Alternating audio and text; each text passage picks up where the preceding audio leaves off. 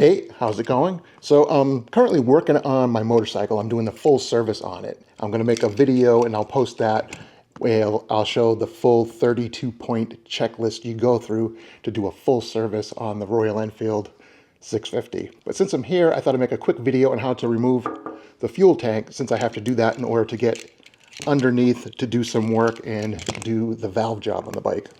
So to remove the fuel tank, the first thing you need to do, obviously, is take off your side panel.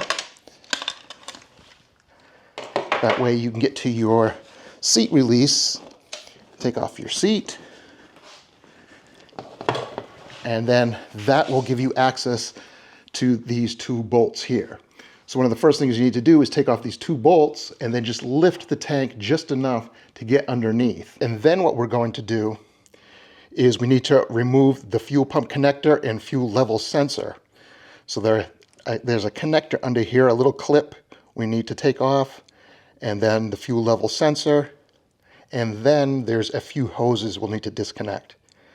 So there's the fuel hose, the fuel pump to injector hose, and there's a little button you need to press there to release it. Then there is the evap connection to the fuel tank, which is just a hose that will pull off, and then the drain hose. So right here we'll also have the drain hose that we'll have to just pull off. And then once we do that, we can gently remove the fuel tank from the frame. But first, we do have 10mm socket to remove these two bolts here.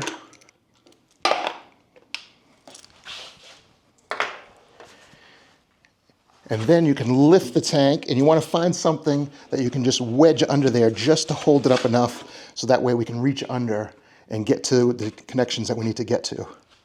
So reaching under, there is this clip right in here that we're going to need to disconnect. It's a little tab. You get a finger on it, it'll snap right out. And then on this side, I have a hose here. Just simply pull it. And then on this side, another hose right here. Just give it a tug like that.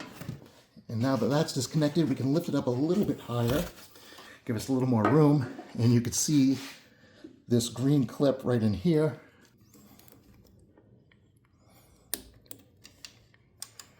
Like that. And then if I lift up the camera here and point it down.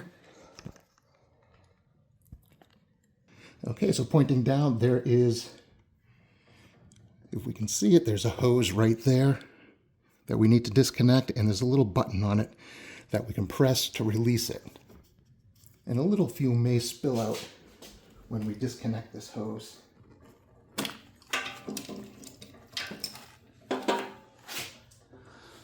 And it's a little bit spilled out.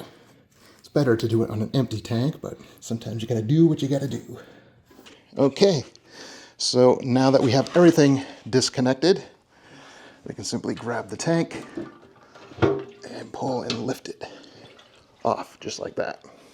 And then set it down carefully on something.